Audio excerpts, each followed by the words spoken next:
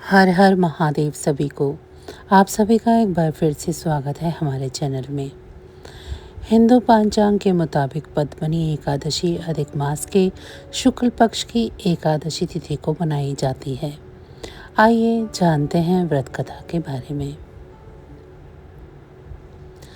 अधिक मास में आने वाले पद्मनी एकादशी का सनातन धर्म में विशेष महत्व बताया गया है। यह एकादशी भगवान विष्णु को समर्पित होती है और मान्यता है कि इस दिन विधि विधान से व्रत, पूजा और कथा का पाठ करने से जीवन के सभी कष्ट दूर होते हैं। पद्मनी एकादशी की सबसे अहम विशेषता यह है कि यह मल मास में पड़ती है, जिस कारण प्रत्येक 3 वर्ष में एक बार ही पद्मनी एकादशी का संयोग बनता है।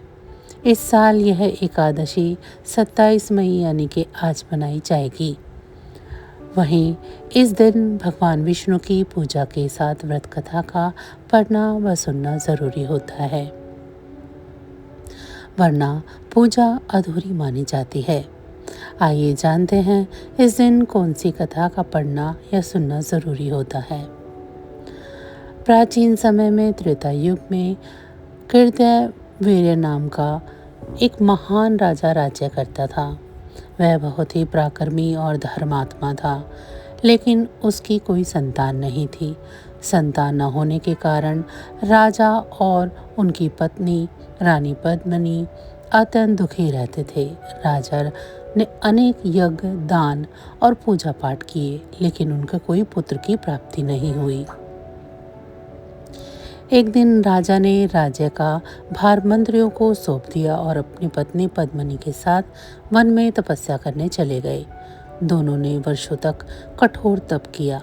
राजा कीर्तिवान ने हजारों वर्षों तक भगवान विष्णु की आराधना की, लेकिन फिर भी उन्हें कोई वरदान प्राप्त नहीं हुआ।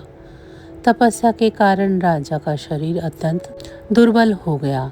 रानी पद्मिनी अपने पति की ऐसी अवस्था देखकर चिंतित रहने लगी। एक दिन वे वन में भ्रमण करते हुए महान पतिव्रता अनुसुईया माता के आश्रम में पहुंचे। रानी ने माता अनुसुईया को प्रणाम किया और विनम्रता से अपनी पीड़ा सुनाई। रानी पद्मिनी की भक्ति और पतिव्रता धर्म से प्रसन्न होकर माता अनुसुईया ने कहा, हे देवी, अधिक मास की शुक्ल पक्ष की एकादशी को पद्मनी एकादशी कहा जाता है। यदि आप इस व्रत को विधि पूर्वक करें और भगवान विष्णु की आराधना करें तो निश्चित ही आपकी मनोकामना पूर्ण होगी।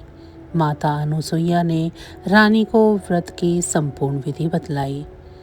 रानी पद्मिनी ने अत्यंत श्रद्धा और नियम पूर्वक पद्मनी एकादशी का व्रत किया। उन्होंने पूरी रात जागरण किया, भगवान विष्णु के भजन कीर्तन किए और द्वादशी तिथि में ब्राह्मणों को भोजन कराकर दान दक्षिणा दी। रानी पद्मिनी की कठोर भक्ति और व्रत से भगवान विष्णु अत्यंत प्रसन्न हुए। वे गरुड़ पर सवार होकर प्रकट हुए और बोले, हे देवी, मैं तुम्हारी भक्ति से प्रसन्न हूँ, वर मांगो। रानी ने हाथ जोड़कर कहा, प्रभु, मेरे पति को ऐसा तेजस्वी और बलवान पुत्र प्राप्त हो जो तीनों लोकों में प्रसिद्ध हो। भगवान विष्णु ने तथास्तु कहे और वे अंतर्ध्यान हो गए।